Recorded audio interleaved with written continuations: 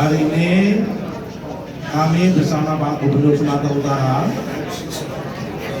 sama Pak Wagub, sama Pak Bupati dan beberapa wakil bupati dan sebagian diwakili oleh Dinas Tata Ruang, melakukan rapat koordinasi yang intinya satu, membahas masalah percepatan sertifikasi tanah yang ada di Sumatera Utara yang ternyata yang belum disertifikasi masih ada sebesar 54% dari total 4 juta hektar. Jadi masih ada sekitar lebih dari 2 juta hektar tanah di Sumatera Utara yang belum disertifikatkan. Ini yang pertama. Karena itu dalam waktu 4 tahun mendatang kami membuat target. Karena targetnya kita baru 46%, kita membuat target minimal selama 4 tahun mendatang 70%. 70% tanah di Sumatera Utara sudah terdaftar dan disertifikatkan. Ini yang pertama. Yang kedua, kami juga berdiskusi mendapatkan masukan tentang pola penyelesaian konflik pertanahan. Ada yang tumpang tindih, ada yang konflik antara tanah pemerintah, baik pemerintah pusat maupun pemerintah daerah, termasuk TNI yang sudah diokupasi masyarakat. Ini kita akan cari polanya dengan komitmen win-win solution. Masyarakatnya bahagia, tetapi masyarakat pemerintah tidak dirugikan, dalam arti tidak ada aset yang terdilusi. Itu poin kedua. Poin ketiga, kita berdiskusi mencari solusi tentang reforma agraria atau menetapkan target objek reforma agraria. Termasuk di dalamnya adalah tanah ex-HGU PTPN 2 seluas 5.873 hektar yang ada di kawasan Bujai, Asahan, Deli Serdang, Sergei, dan Lahat, Langkat, Batubara juga. Ini akan kami rapatkan khusus tripartit. Nanti kami berdua sama pemerintah, sama Pak Gubernur akan membuat rapat khusus, bisa di sini, bisa di Jakarta dengan mengundang khusus semua bupati dengan pihak BTP, yang intinya tanah tersebut itu adalah tanah bukan lagi milik BTP karena sudah tidak ada hak miliknya BTP, tapi itu masuk kategori tanah negara bebas. Kalau masuk kategori tanah negara bebas, sebetulnya ini adalah kewenangannya Menteri ATR untuk diberikan kepada siapapun. Boleh diberikan kepada BTP lagi, boleh diberikan kepada masyarakat jadi objek reforma agraria, boleh diberikan kepada Pemda, boleh juga diberikan kepada masyarakat atau perusahaan untuk dikelola lagi juga bisa. Karena ini tanah negara bebas.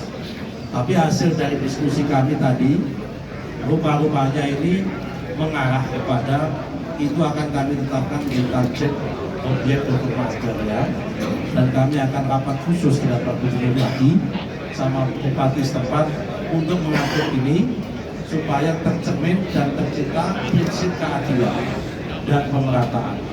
Jangan sampai orang yang tidak berhak mendapat, sebaliknya juga jangan sampai orang yang berhak mendapat tapi malah tidak dapat. Itu poin yang kedua.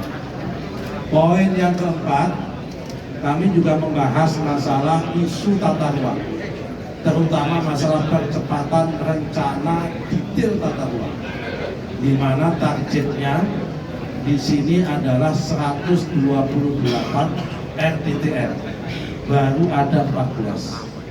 Karena itu targetnya negara tahun 2028 RTTR harus selesai semua.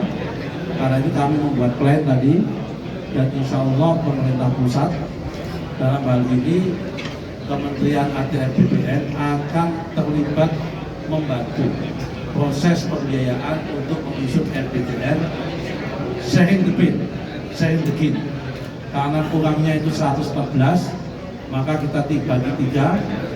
Pemerintah kabupaten kota nanggung 30%, provinsi harapan kami 30%, kemudian sisanya nanti adalah pemerintah pusat untuk menutup semua supaya genap tahun 2028 RPJMN nasional itu 2000 dan dari 2000 itu 128-nya adalah dari Sumatera Utara.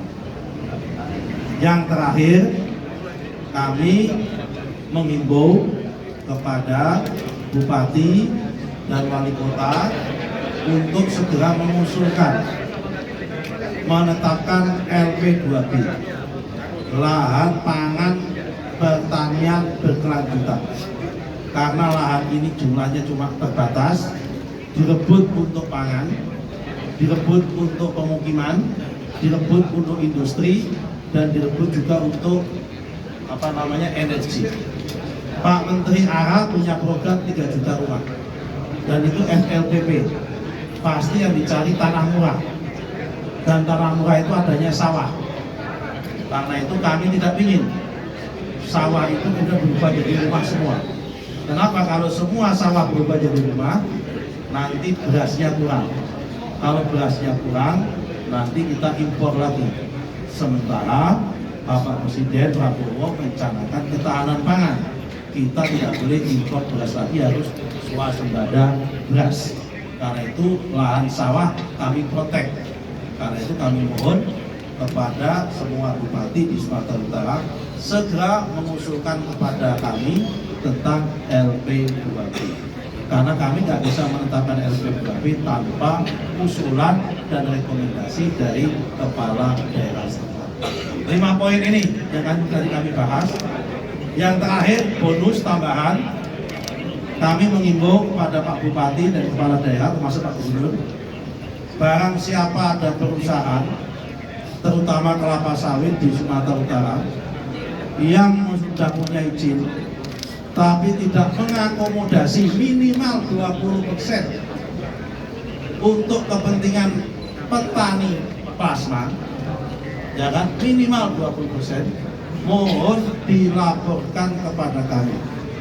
Kami akan tertibkan, kami akan wajibkan mereka untuk mengalokasikan 20% untuk plasma.